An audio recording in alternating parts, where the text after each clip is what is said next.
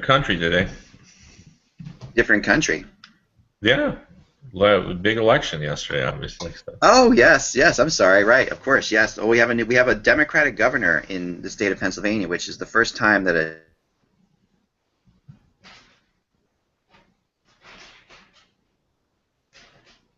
Democrat. Oh, and my in-laws got a picture taken with Jeb Bush last week.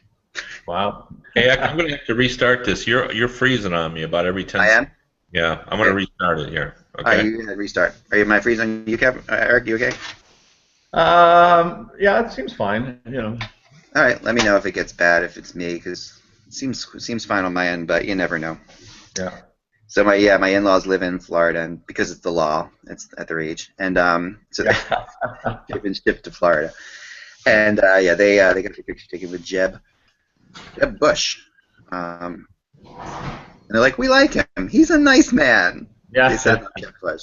I'm like, we're gonna vote for him. He really seems to have some good ideas for this country, and he's very down to earth. Right. Yep. Okay. Well, sure. Yeah. Yeah. He's not at all polished or anything. It's not like his dad and brother were in president. Yes. Well, I knew some sports writers who covered George Bush when he was controlling the Texas Rangers, and they said he was the most fabulous baseball executive they ever dealt with. That I heard that. he was just fun to talk to baseball with, and he was a good guy. Yeah. But obviously everything is different when you're, running. You're controlling the United States. Funny, eh? Funny how that changes Yeah, things. yeah. Yeah, the Rangers, America. Yeah. Yeah, it's tough. Tough one. All right. So yeah, we'll start. We'll launch right in. The only thing I wanted to ask real quickly about, because people want to expect us to talk music in the beginning of the show. So what I'm going to talk really fast about music is this Taylor Swift Spotify thing. Um, even do you know what I'm talking about? I am vaguely aware of it, but I have to say I have not been. I've been immersed in other stuff, and so I have not been paying attention to it. Very So. disappointed in you, Eric. Well, but I have an excuse. My son is in the process of moving out of my place into his apartment, which he took on November 1st, and I have been spending every waking moment shuttling stuff down to his place. So I'm doing his I understand. work and moving, and I don't know what has happened in football. I don't know what happened I in the mean, world. normally, I was vaguely aware that there was an election in the States, but I have not had time to focus on anything other than like two really narrow things in my life. Which normally I know you'd be my I'm sure go-to you know how person. that goes, right? So All Taylor Swift news, you would be my go-to person for. So I'm expecting. But Taylor Swift is now you're still freezing, Kev. A little bit, yeah. All right, you know what? I'm gonna log out and come back in too, guys. So I can do that real fast, and I'll be right back. I can I tell gotta grab a there's a water. dumbfounded look on your face that's confused. Okay, well, I'll be right back.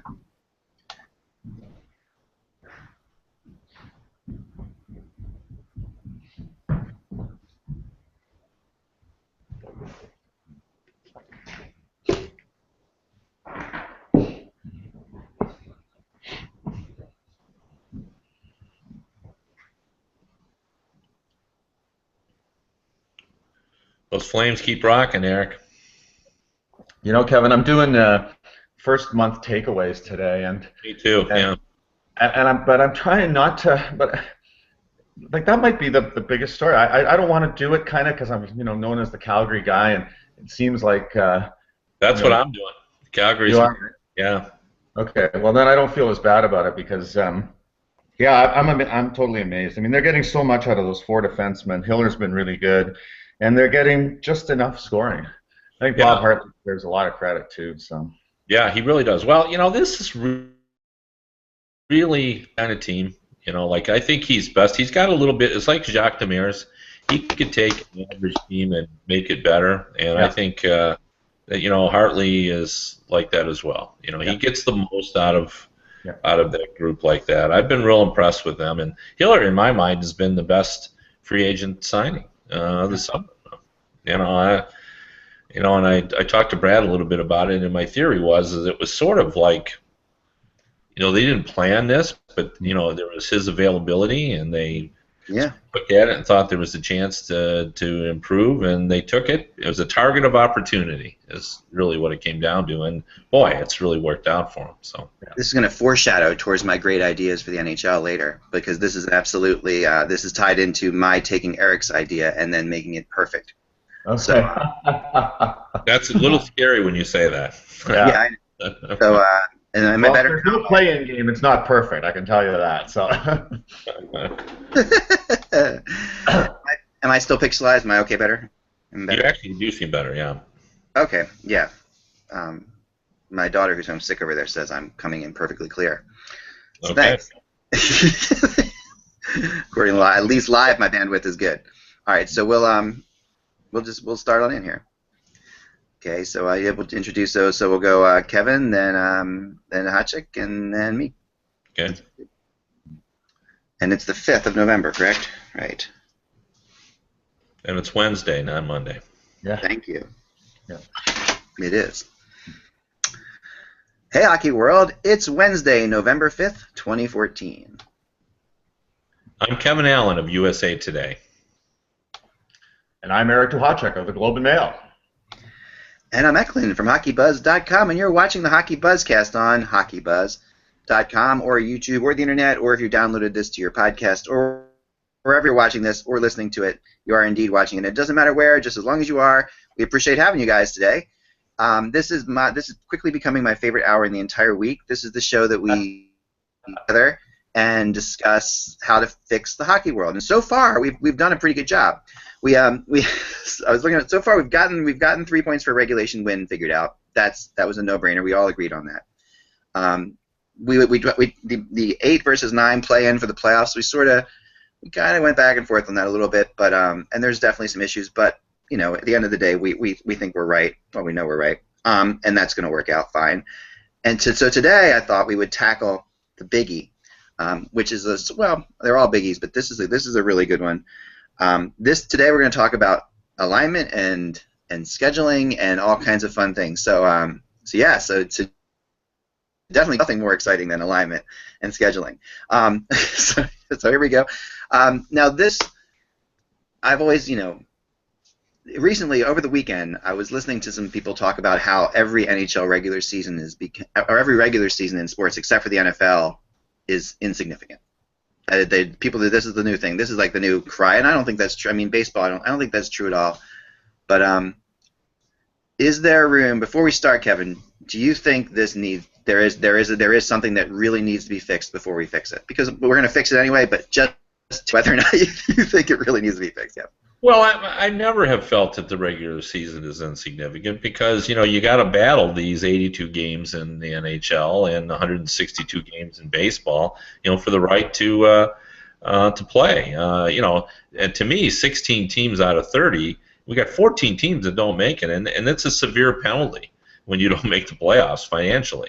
That's where the money is made. That's the difference between winning or being profitable and not profitable. And, the way the NHL is now set up, particularly with the point system, we've discussed that, it's almost designed to keep everybody interested. So, like the regular seasons in the NHL, in the post-lockout, the post-rule reformation, has been really exciting. There have been a lot of teams competing for the playoff spots, a lot of teams. So I think the regular season is fine. I think the system is okay.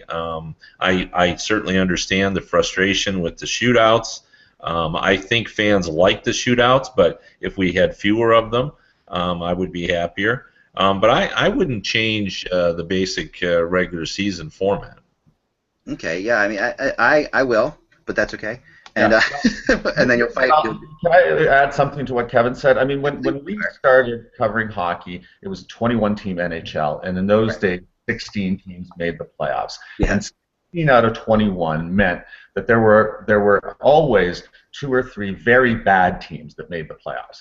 And you were almost rewarded for failure. I particularly remember the year that Minnesota got to the Stanley Cup final where they barely squeezed in as a 16th seed, knocked off a Chicago Blackhawks team that had been consistent all the way through the season, and just kind of caught fire at the at the right time. And it just didn't seem right to me that all the work that Chicago had put in over 8 months could be evaporated in a 7-game series because Minnesota happened to get hot.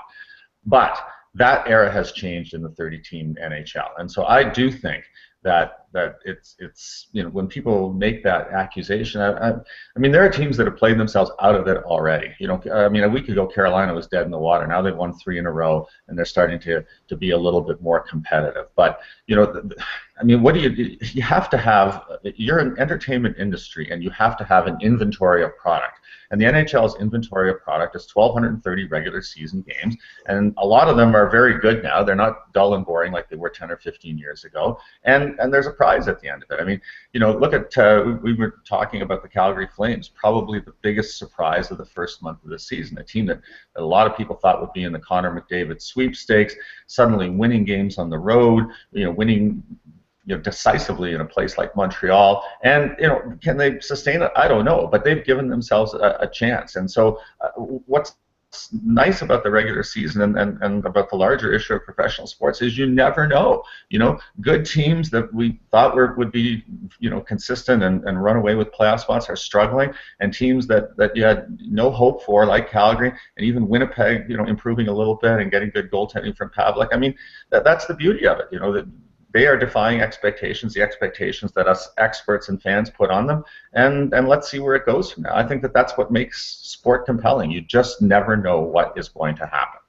It really is, and this year especially since November hit, doesn't it feel like November changed everything for some reason? If the second November came, it felt like suddenly teams, suddenly the Penguins are good again, and suddenly like we were all waiting for the Penguins to get their act together, and suddenly there's a whole bunch of you can see teams starting to pull. The Winnipeg Jets are a really hot team right now. In the beginning, everybody was tearing them apart, like they weren't going to be they might be heading towards the McDavid sweepstakes, and they still might be. But yeah, I'm with you. It's been a very compelling season so far. Well, one of the elements that's often overlooked is the floor of the salary cap. It's hard to be a bad team. You got to go out and you got to spend some money. And the days when before the lockout, and Eric will remember this. I think the Pittsburgh Penguins were spending about $23 million on their payroll, and I think the Red Wings were close to $80 million. Like the gap was significant. And now, I mean, the Buffalo Sabres are a bit of an aberration for a lot of different reasons. But 29 other teams, when you look at their rosters, they're pretty impressive. You're forced to go to a certain level, and to do that, you're going to get some talent. So I think that's helped make the regular season more significant as well. The teams, the top teams don't get away as quickly as they have in the past. I agree with that. So here we are. The only thing that we do have right now in the NHL is we have this imbalance of conferences. We have 2 more teams in the East, which actually makes it easier to make the playoffs in the West. It just statistics, right? You have a better chance at making in the West. And I'm not good at math, but I think that's true. So as it all plays out here, we need to try to balance this out. And everybody has been long assuming that 32 is this magic number for the NHL because you would have 4 divisions of 8, and you could even this out. The issue becomes it seems like the teams that we are closer to adding might be Eastern Division teams at times, Eastern Conference teams. I mean, so that could be an issue as well. How is this going to So let's throw this all aside. So let's say we have Eric. You're allowed now to give us your theory. I love this 3-conference theory, and let's figure out how we could make it work in the regular season. Okay, well, my theory, and again, it's just a theory, because we could argue that if you just added 2 teams in the West, that that's the simplest solution. But why aim for a simple solution when we can unnecessarily complicate all this time. So that's my goal. My goal is to go. Currently, I think you could go to 3 10-team conferences. So you would have West, you would have East, and then you'd have some sort of Central. Now the Central is the one that would be complicated because you do have teams in the Heartland, but there'd be a handful of teams that probably would have to play in the Central that you might want to put in the East. I would put the 2 Florida teams in my Central division, but I just think that you could have a real nice 10-team Western Conference, a nice 10-team Eastern Conference, 10 teams in the Central, play the majority of games within your own time zone, because I do think it has to be up and down, like north and south rather than east and west. And it does give you the option then of expanding 3 times rather than 2. I mean, everyone seems to think that 32 is the magic number, and I'm going to say that 32 doesn't have to be the magic number. I think that you could put teams in Las Vegas, which I think the NHL wants to do. You could put a team in Seattle, which the NHL wants to do. And you could put a team in Quebec. And you could do all of those things without having to relocate any of the franchises. Now, if you wanted to relocate a franchise, a second team in Toronto would be a good option. So I think there are markets that could accommodate the National Hockey League. I think that if the money is there, I think that there will eventually be a will on the part of this business to grow, because that's been part of the mandate under Gary Bettman, to grow the business on as many levels and platforms as possible. So I put it out there that this is something that you look at. It's not traditional. The thing about professional sports is we are just used to an American league and a National League. We're used to and the geographic divisions within that. The NFL is based in these geographic pockets. So the NHL and the NBA, they've followed this pattern for a long period of time. It would require a radical rethink. Radical rethinks generally don't happen at the NHL level, but I think that this could work. I think it could work at a lot of different levels. I like it. I like it a lot because I love the idea. I think those are 3 cities the NHL wants to go to, and I agree. And if you're in those situations, those are 3 cities they'd like to go to. Whether or not they're ready to go to them now or but within the next 10 years, there's a good chance we'll see those 3 cities in the league. Kev, what are your thoughts? Well, first of all, this is not. This is an idea that's been discussed at the last realignment. Jimmy DeVolano, who still has some power, because who's more powerful than the king? It's the bishop who's whispering in the king's ear. And DeVolano and Mike Ilitch are very close, and DeVolano really likes the 3 conference or 3 division alignment, and he sort of floated that out there. But as Eric said, the NHL, like most leagues, are resistant to change, and it was almost too radical for them to look at. To me, it makes some sense. I wouldn't have the same teams as Eric. And this would be tough, but I look at it as Chicago, St. Louis, Minnesota, Detroit, Columbus, and Nashville are easy fits, and then it gets complicated. I'm talking about that middle. I think the West has to be L.A. and Anaheim, San Jose, Arizona, Vancouver, Calgary, Edmonton, Colorado, Winnipeg, and Dallas. Now, that won't make Dallas very happy. Right. They just escaped from the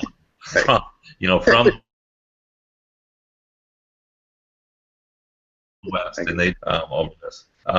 But to me, I really want to keep Toronto and Buffalo and Montreal and Ottawa together, and I think you got to put them in the Central, and then just have that East just work its way down the coast, including Carolina and the Florida teams and everyone else. Now, this is not perfect. We've gotten Pittsburgh broken off from Columbus, right? Because they've come in, and there's some other issues here as well. I mean, we have time zone issues, but the 3 teams work, and as Eric points out, it's a little bit easier to expand. Now, if we're not going to do this, I think if I was king of the world starting out, like I believe. And I don't like to say this because I don't like franchise relocation, but it sure feels like we're going to need to have one. And we're going to Quebec City one way or another. At some point, there's going to be an NHL franchise there. I feel exactly the same way that I did about Winnipeg. I said for several years, don't panic, folks. We're going to Winnipeg. Yeah. I was confident of that just from talking to league officials. Yeah. It was low-hanging fruit. It was there when they needed it, but they were going to go when Gary Bettman wanted to go, and not when we all wanted to go. Right. So they're going to do this. But to me, the simplest solution now, since there's no arena in Seattle, and they seem, from talking off the record to league officials, they've sort of lost their enthusiasm because there's no plan even to get an NHL-style arena there. To me, what makes more sense right now would be to use Quebec City as the landing spot, which sure seems like a 70 or 80% chance we're going to do that. And then Las Vegas would fit in nicely in the Pacific, and then Houston would fit in the other division there. And now suddenly we're pretty fixed. You got a natural rivalry between Dallas and Houston. Right. They fit okay in the time zone, and then the East remains the same, and then we'd have 16 and 16. Now, there's an arena in Houston. I don't know if there's an ownership group, there. So, there's problems with my plan as well. But, we get to be king. Get to. I would start saying, hey, I like Houston. Who wants to go down there and work? I'm with you, and I think, and it does sound like there actually is a pretty good arena set up in Houston, as far as this goes, from what I've heard. I ran my scenario by people that matter in the league, and they said, Houston would be workable and it would be desirable. Yeah. Well, the thing is that you can take a half measure too, because I was just in Vegas last weekend, and there is an enormous amount of interest in that there's a building going up, there's ground being broken on another building, financing not in place yet, but there's an enormous race to get to Las Vegas. And so I always go back to what we're talking about, which is this great abstract concept, and the other, which is reality. And I think the reality of the National Hockey League right now is that the 31st team, which I was convinced was going to be Seattle, is now going to be Las Vegas almost certainly. I think there's an ownership group marshalling there, and so I think that we may see one expansion team, and then nothing for a while, and the league will get to 31. Now, you could argue that 31 is a really cumbersome number, and how do you make it work? But I think there is an element of fairness to 14, like right now it's 14 and 16. 15 and 16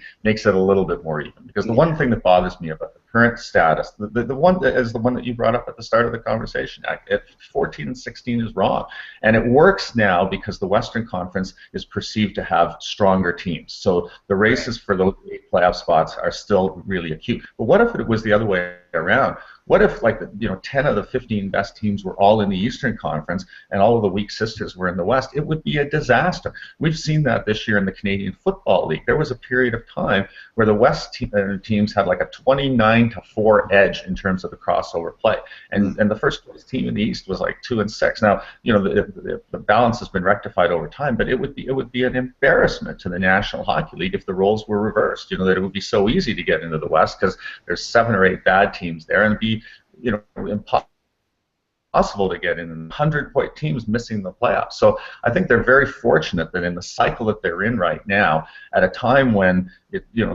mathematically it's easier to get into the West, they can say, well, there's still great races there because 10 of the 15 best teams are there. So they know that they need to fix that before the cycle is reversed, because it could be an enormous black eye for them 2, 3, 4 years down the road. So I think Vegas will be the 15th team.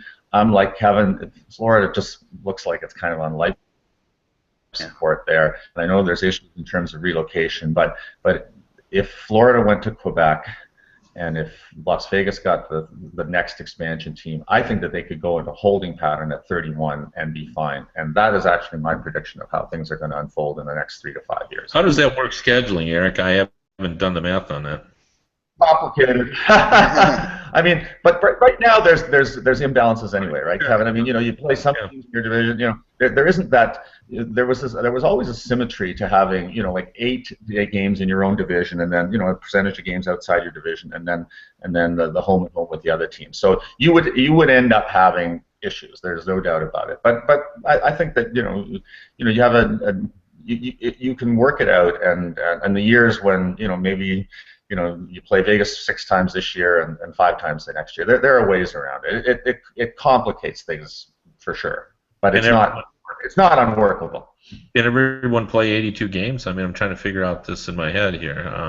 Yeah, that's always a tough one. 31. Yeah. Well, it's beyond my math capabilities. Yeah, it's too complicated. But nothing's more complicated right now in my mind than the way the playoffs work in the NHL. I think the NHL playoff system is not the greatest right now as well. I don't think the fact that I'm not a big fan of the second and third place teams playing each other and then that being seeded into situations. There's certain things that it's definitely complex now because some teams can't play other teams in the playoffs. I mean, in your three conference in the three conference scenario, how would the playoffs work, Eric? What do you think? Well, I think then you'd have a system of wild cards. I think Yeah. I think that the 16 teams with the best records make it. Right. We can talk about play-in options afterwards. I think so. The top Yeah. the top 4 teams in Yeah. each conference. That's 12, right? And then Right. 4 wildcard teams. And then what I would like to do is I'd like to seed it, 1 versus 16. I mean, one of the things that was really enjoyable about the early years of my coverage career was that you never knew until right at the end who you played in the first round of the playoffs. You'd have these great crossover series, where 2 would play 15, 3 would play 14. I mean, you had an Edmonton-Montreal playoff series. I think it was in 1982, where Montreal was the 3 seed, Edmonton was the 14, and Edmonton took them out. So I think it would be a really fun look at it, because you go down to the wire and you're jockeying for position, and the travel departments hate it because you got to make travel plans to go to 3 different places. But yeah, I think it creates an unexpected Along with element. that, along with that, I think I would add too. You got to go 1 through 16 with 3 divisions. There's no doubt about it. But I think you reseed after every round, and I think that would add another element of craziness to it. So you're not an accidental. You can't accidentally take advantage of an upset. The top seeds are the top seeds all the way through, and if there's an upset, you're going to take advantage of it. I think it would really be fun. And not only that, then every scenario is possible for a Stanley Cup final. I mean, one of the things the traditionalists don't like about the current system is that Toronto can't play Montreal for the Stanley Cup. It just can't happen. They can play in the conference final, but they can't play for the Stanley Cup.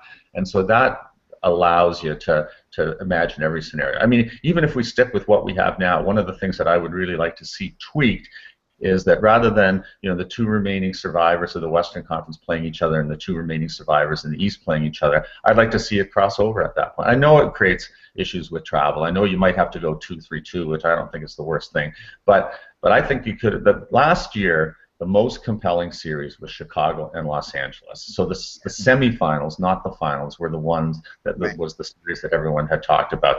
If you had had the crossover possibility, that could have been the Stanley Cup final. I mean, either of those teams could have been upset. It could have been both Eastern teams that survived in advance. But I like the idea that in an era now where the West is the best, there should be an option that if the 2 best teams are in the West, they should theoretically be allowed to play for the Stanley Cup. And so, I think that's something else that would be kind of a fun thing to look at. I love a crossover semifinal. What about you, Kev? Yeah, I'm with you completely on that. That's been talked about a lot, and certainly was talked about last season when we all felt like we were watching the final when we were watching Chicago and LA. One point I did want to make, going back to that Las Vegas. If you're a fan of the Arizona Coyotes now, you have to be so involved with the idea of bringing a team to Las Vegas, because now if I'm the commissioner and I got a team in Las Vegas, I'm working even harder to keep that team in Arizona, because that's a nice foothold they have in the West now. They got Anaheim, LA, Arizona, and they've got Las Vegas, and that's having forts in 4 important West areas there. So and I think for travel purposes, it's really nice as well. So I think you got to work even harder now. And I found it interesting this week that there's a lot of discussion about the new owners going down to Arizona and going to review what Don Maloney's plan is, and Don Maloney's future. There was no discussion about the long-term viability of the franchise anymore. It was about what's happening on the ice, and I think that's a good sign if you're a fan in Arizona. No, I like that too, and that's a great sign. And you're really seeing. It really does feel like it's sort of crossed over. I mean, there will always be reports about this is wrong with Arizona, but it really feels like it's crossed over that line of we're not going to lose Arizona in the near future. That's usually important to those people out there marketing. I remember talking to some of the ticket sales people over the last couple of years out there, just to interview them and say, how's it going? What's it like? To try to sell ticket plans for next year when these court things are going on. It was crazy, and they need the stability for big businesses to invest like hundreds of thousands of dollars on things. Yeah, I agree. Then this is a great foothold. Well, I like that. So now I'm going to throw out my because we've so far one of the issues that Eric and Kevin, you both discussed with me at private, is you think we might all agree too much on things. So I thought I would throw something out that I know you guys won't agree with. But I think I'm sharpening my claws right now. I think if I can convince you, I can convince anyone. So I'm taking this as a personal thing here. All right, so this is my personal. First, because I haven't figured out how this would work with 3 conferences as well as I've figured it out with 4 divisions. I'm going to go with the 4 divisions, 8 teams apiece. So we're going 32 teams. Okay, so my biggest problem with the NHL regular season is what we're talking about now. Like, for example, right now, Calgary, we're saying they're playing themselves into a good spot. They're playing them, and they have Connor McDavid sweepstakes. But in all likelihood, when we see this happen, they'll probably end up hating the fact that they did that, and they'll probably end up being just outside the playoffs looking in. And then that beginning of the season will be looked upon like, well, that was exciting, but man, maybe if that only hadn't happened, right? And I hate that. Anything in the NHL where fans are pulling for their team to lose, I hate. I hate the whole concept of tanking. So why not split this season up into multiple seasons? And this is my theory is this: the way this plays out, because when also you end up with guys like Columbus right now, just absolutely devastated with injuries, but they're a good team. They're a playoff team, but they might not be a playoff team because of because of how far back they're going to fall here, right? But my theory is this: you would split the season, you would split it up into 4 or 8 little segments, and how it works is basically you would play in your division. So say we're just saying a metropolitan team, you would have a segment of the season where everybody from the Metropolitan Division would be playing everybody from the Central Division. All right, so just for a short period of time there, they would all be playing each other, and that would be so we'd be looking at 8 games, right, where they'd be playing because they would play everybody once in the other division. And after that divisional thing was decided, the victor of whoever has the best record in the Central is given a playoff spot. Okay, it could be the first. In the middle of the season, they now have a playoff spot. Where they're going to be in the playoffs, no one knows, but they have a playoff spot. All right. So next up, you would have, you would do the same with the Pacific. You would do the same with the Atlantic. It would be alternating years where you would have to they would all be played in either all in the Central Division, all in the Metro Division, because you couldn't play back and forth. To me, you would have this straight up. So you would have these teams. If you can win a segment of your year, versus Now this is the Metro versus Pacific Division. Then you play your own team. Then you have your own divisional. You have your own divisional segments as well, which are longer.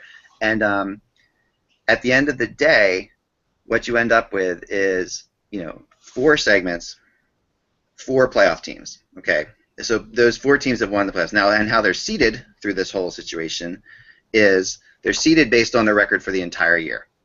So, but those 4 teams make the playoffs now. So are you with me so far? Just barely. Yes, I figure a scenario and then we can ask questions. Okay, yeah. So this is so far. This is where we are. There's 4 segments. One's versus your division. One versus every other division. The winner of those little mini seasons is given a playoff spot. So if you're hot really early and you beat a bunch of you're going to the playoffs, even if your team does not perform. Now, what if we win multiple segments? Yeah. Right. That's the next thing. What if one team wins all 4 segments? Like, what if one win all 4 segments? And there's a benefit to this. Okay, so to me, the benefit of winning all 4 segments is for every segment you win, that's 1 game you don't have to win in your opening round. And all right. So if the Blackhawks win, and so now who's going to make it? Of course, you have, say, the Blackhawks win 1 segment. Or they win 2 segments, Dallas wins a segment, Minnesota wins a segment, and that's it. So those are your 4 segments. You don't have your 4th team. Your 4th team now does become the best record within that division, or the 3rd team becomes the best record over their entire season. But since they didn't win a segment, a best of 7 becomes Chicago has to win 3 games before that team can win 4. So this, or they have to win 2 games before that team wins 4. If they win all 4 segments, they're in. They seed out of the first round. All right, so that's. You were right when you said right Yes. at the beginning that I'm not going to like this. Right. Now, the benefits, and this is crazy, but the benefits to me to this is a regular season that absolutely matters. Like this, if you want to make a regular season that matters, this is how you do it. Every it becomes a lot of miniature football seasons essentially. Like a lot of little seasons that absolutely matter. And if your team is just devastated by injuries early on, you still have a chance to win a segment of the season later and make the playoffs. And so I'll go to you first, Kev. Well, I admire your enthusiasm for the project, but I really just don't like the project. And I think the reason I don't like it is I think you're trying to change and complicate, in my mind, something that works. Like I don't think, as we mentioned before, that the regular season is relevant. I mean, what we have is 2 different elements of it. We have at the top layer where we have teams competing, trying to get a high seed so they can get home ice advantage. They want a better role, and then we have the lower group that are fighting to get in. And because of the parity in the league, it's only just a few teams that are out of it. I think we achieve what you're trying to do. And you talked a little bit about you don't like teams trying to lose, but I think the lottery is set up to try to discourage that, because hey, Buffalo, this is a strange year, an aberration, because we have 2 premium players, but usually there's 1, and the lottery basically prevents teams from tanking, because you may not get that guy even if you have a bad season. As long as you're in the top 14, you got a ticket, and you can win the lottery. So I know what you're saying, because I've said many times that a marketing company could not have come up with a greater concept than the NFL season. Every game is important. Yeah. I mean, I'm a big NFL fan. I enjoy watching it, and that concept really works because you can't be out of it till week 11 or 12, and every game is significant. And what you're saying is you do that, and you have many NFL seasons, and it works like that. But I don't think there's any need to do that. I don't think that this is not broken, so we don't need to fix it. All right.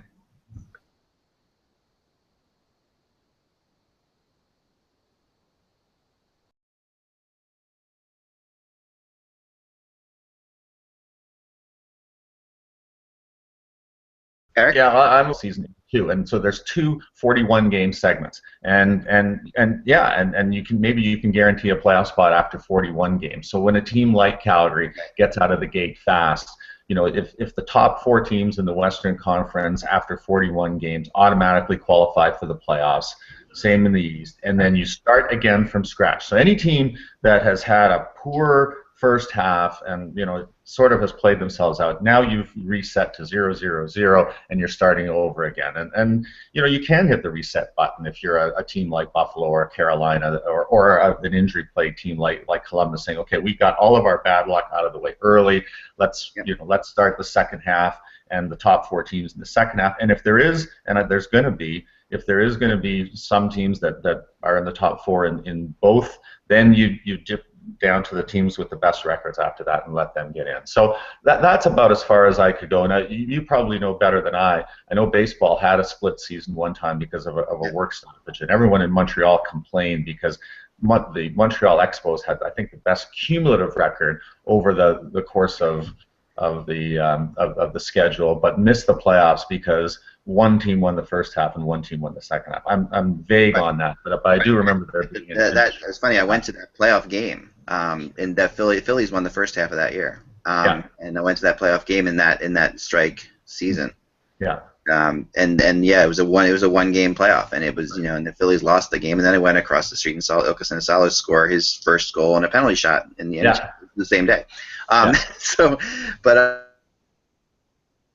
So that's most of it happening in Kevin's camp. I just think that you have multiple races over the course of an 82-game season anyway, and if you're not good enough after 82 games, that's enough of a body of work, an 8-month period where you should be able to overcome injuries because everybody gets them. And so, there are certain teams that are being hit particularly hard now. 2 months from now, those teams will be healthy, and somebody else might have, Crosby and Malkin out of the lineup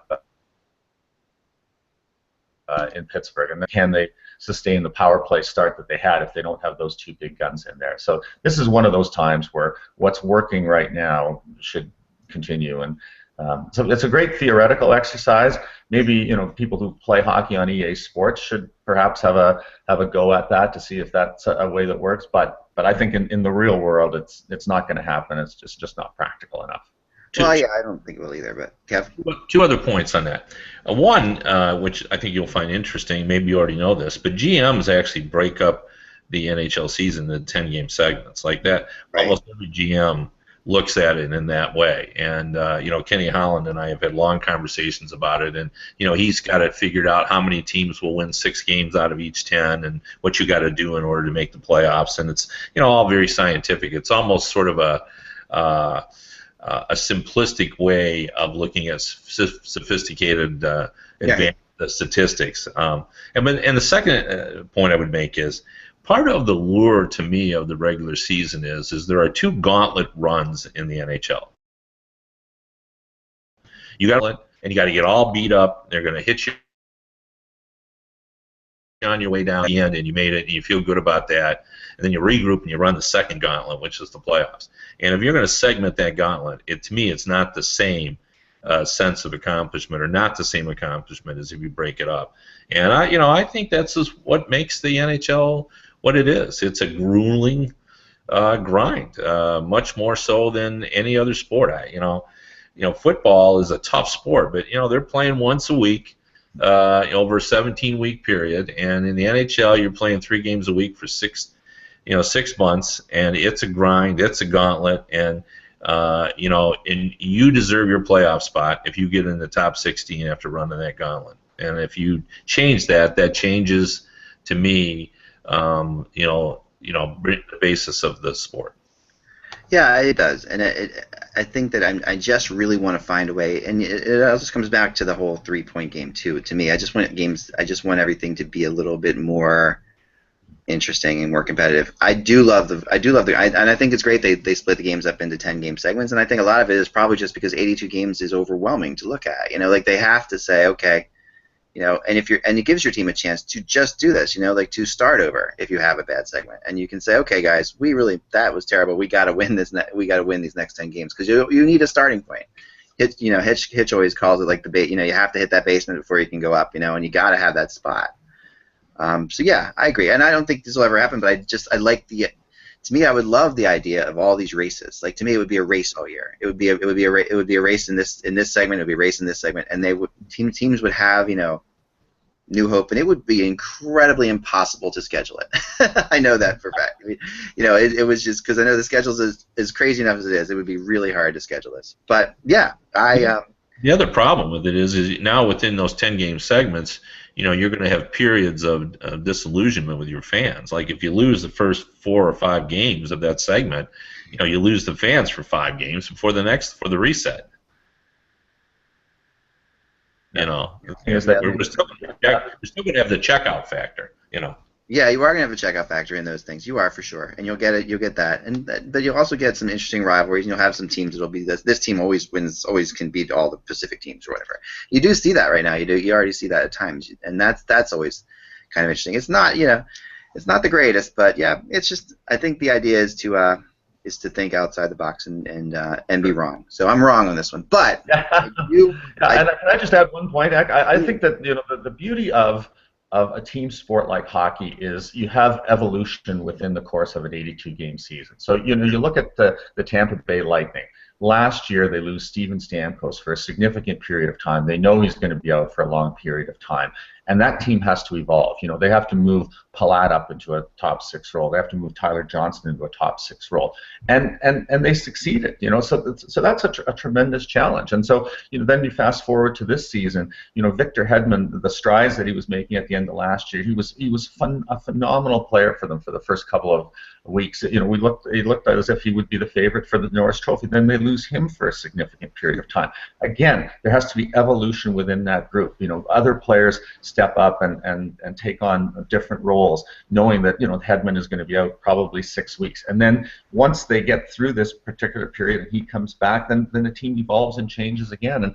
And that's how you build teams, you know. And lots of teams, you know, I'm very interested to see what Edmonton does without Taylor Hall. I think a team that has kind of, you know, shallow underpinnings like Edmonton does, a loss of a player like him is more devastating to a team like Edmonton in terms of the results than to lose a great player like Hedman is for Tampa. But, you know, isn't the mark of a successful team the resiliency with which you respond to that? I mean, that tells you about your team, that tells you about your organization, that tells you about your coaching staff, it tells you about your depth, and these are all elements in building a successful National Hockey League franchise. So, you know, there's going to be ebb and flow, and it's going to be, you know, your goalie goes cold and suddenly you can't win. Your offense dries up and you can't win. It's overcoming those things. It's what LA has done in each of their championship runs. There have been periods of time within that it looked like they couldn't win a game, or they couldn't score a goal, and somehow they managed to get through it.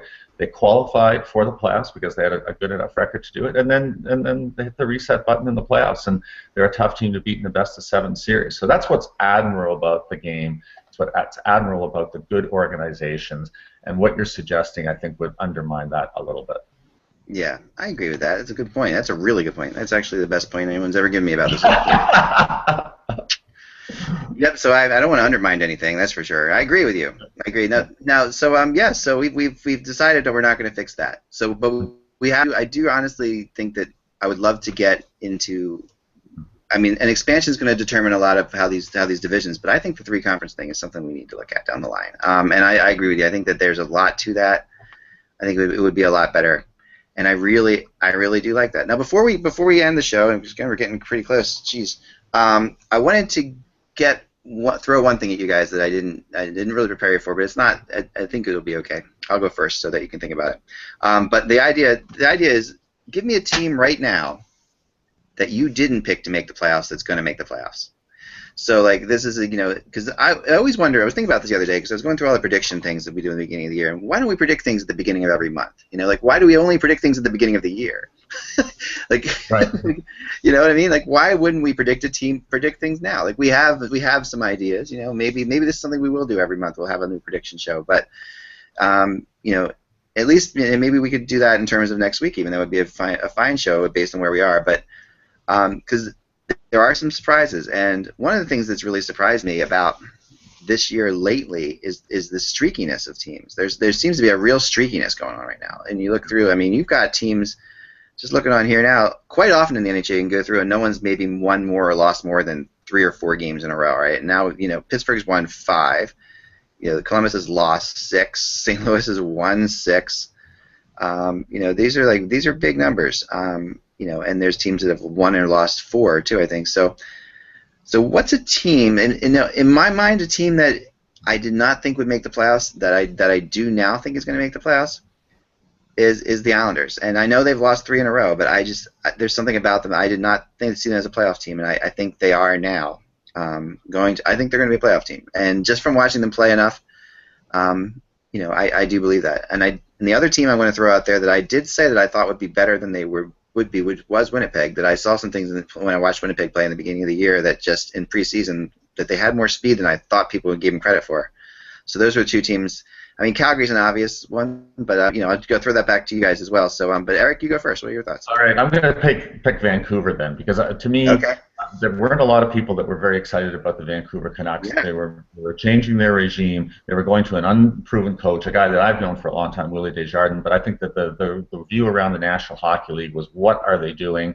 You know, they're looking for the anti-John Tortorella. But to me, the biggest thing was, how would Ryan Miller play goal for the Vancouver Canucks? He was coming off not a great playoff in St. Louis. There were some issues towards the end in Buffalo where his numbers weren't that great. And I think that they put an awful lot of stock on how Ryan Miller would come in. And could he be an elite-level goaltender again? And based on the number of wins that he's had in the early season and the fact that it seems to be a very seamless transition, Vancouver is a good team again. They were only 1 year out of the playoffs. I mean, and they're only 3 years removed well, I guess it'll be 4 by the time we get to this year's playoffs, from a Stanley Cup final appearance. Speaking to Kevin Bieksa at the start of the season about their hopes, he thought that it was just an off year and that they still had enough of a core nucleus there with the Sedins healthy, with the defense group that they had. If they got the goaltending and if they just sort of sorted out some of the dressing room and off ice issues that they had, that they would make the playoffs. But I just thought that the West was so crowded that the 8 teams that made it last year should be the favorites to make it. And now I see the way Vancouver has started, the way Miller has responded to that situation, and I'll argue that Vancouver will make the playoffs, and someone that made it last year, possibly Colorado, possibly Dallas, one of those 2 teams is going to fall out.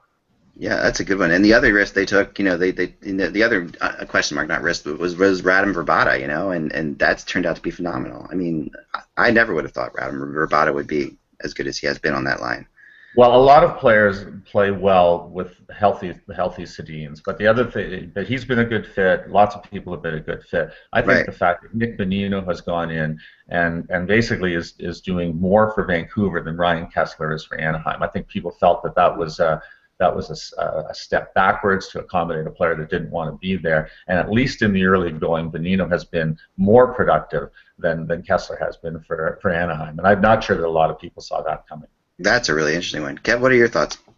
Well, I'm preparing my 1 month in analysis, and one of the things that I concluded is I see 3 teams that weren't on my radar that now are on my radar: Nashville, Calgary, and Vancouver. As Eric mentioned, what's impressed me about Vancouver is their consistency. They've been as good on the road as they've been at home. I think Desjardins has got their confidence level and their positive energy up, and I think he's right on the money when he was talking about the anti-Tortorella, because you're always trying to, after Tortorella leaves, you're trying to salve the wounds. It's a rough season when he's there. It's uncomfortable, and I think he's the exact perfect fit for that. He's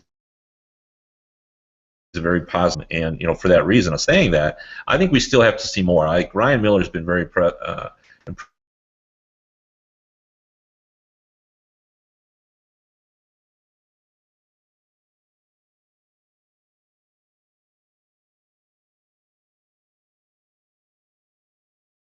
He doesn't go, and I also like the way Calgary's playing.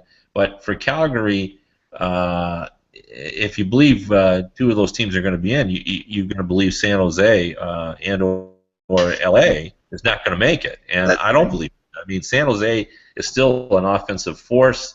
They're still a pretty solid team. They're still difficult to beat in the Shark Tank, and I don't believe for a minute that the Kings aren't going to find their way in. So something has to give. So if you pin me down now and say who's the one team, even though I don't like their talent on their roster as much as I like Vancouver's, I'm going to go with Calgary just because I love the way Hiller's playing, and I think defense is important. And their defense, their top 4, and with Giordano and Brody in particular, has been very impressive to me. And they've been opportunistic in their scoring ability. So I'm going to take Calgary as the team that I think is going to make the playoffs when I really had given them no opportunity. Yeah, I like that. Those are good picks. Yeah, that is all the time we have. That was another very quick hour, as always. I know we've been having issues on our video over here, but so I'm glad you guys just played through it, because what happens with these Google things is actually it'll come out fine. It's just when our things freeze, everyone else won't see any of the frozen moments. So you guys did a good job at playing through that when our phone things freeze. But yeah, it'll come out fine on Google, on Yahoo, because they get the master feed. So we're having latency issues with each other at times. So that was a good job. So you're working on your so far status update, Kevin. What else got going? Anything?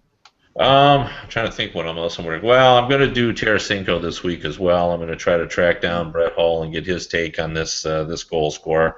I'm intrigued by so often now they compare his release to Brett Hull's, and I'm going to see what Brett has to say about that. Just because Brett may say something really fun about his release. Yeah, you think he might? You may have a good shot at that. Yeah. There's a lot of Alexei Kovalev in here. Like I'm seeing the Kovalev type release in some of his movements as well. But yeah, I mean, that goal was I saw somebody said it's going to win goal of the year. It might. Like, man, that was a fantastic goal. Now, we have to pay homage to the fact that the Rangers' defense is not the Rangers' defense these days, but still, it was pretty remarkable. So I'm going to do something on him this week. I got to track him down as well. That'll be fun for sure. What do you got going, Eric? Well, Kevin and I have been at this too long because we were talking off the air. I said, "Yeah, I'm doing my first month takeaways," and he goes, "Me too." So, but it's logical, right? The season started on the first Wednesday of October, and now we're at the first Wednesday of November. So, that's a logical thing. If Tarasenko doesn't win the goal of the year, it might be because Johnny Gaudreau does something magical, and I think that at some point. I'll probably weigh in on his contributions because his season was kind of hanging in the balance. He had an excellent exhibition season, and then real slow out of the gate. I think maybe 1 assist in the first 4 or 5 games. They gave him a game in the press box to watch, and at that point they thought they Adirondack wouldn't hurt, and then he went in and played and has been lights out good ever since. And he was, he had the flu last night, didn't have a huge impact, but he is just getting better with every game as his comfort level is ascending. And you watch the number of times that he has sifted past NHL defensemen, at the way he's able to protect himself, at the way he's able to find seams in the open ice. I mean, I was thinking in Calgary, when was the last time they had a player this dynamic? And the only thing I can think of is the early Theo Fleury, because they've had lots of good players. Like Jerome McGinley was a terrific player, but he wasn't a dynamic player. He wasn't a guy that necessarily lifted you out of your seats. He was a power guy. He was a guy that that shot from the wing. I mean, he was just like a really efficient National Hockey League player. They've had lots of efficient National Hockey League players here, but they haven't had anybody that that is constantly a candidate for highlight of the night. And Gaudreau seems to be that. And so. I think that sort of a longer look at him and the phenomenon of smaller players and why they're able to do it. And really, Calgary has a history because Martin St. Louis broke in here, and Joey Mullen had a lot of good years here. I mean, they create an environment for players like that. They're prepared to give them a chance. The fan base here, because of the history of these small water bug type of guys that have success, likes that kind of a thing. He's become like an instant fan favorite here in Calgary, and so I think that that's a phenomenon that's worth exploring too. You can see it. I mean, he grew up near where I live, and he's always been that. They're just dynamic. People just absolutely adore the guy, and a lot of players will tell you, like Briere coached one of his sons with him a couple of. I mean, so there a lot of players were around, to see him, and yeah, he's phenomenal. He's a lot of fun to watch. So that sounds good. Good stuff. All right, guys, we'll be back again next week, and then I guess we won't be because then we'll all be in Toronto. So I was thinking about that. But guys, remember, without the buzz, it is just hockey, and talk to you soon.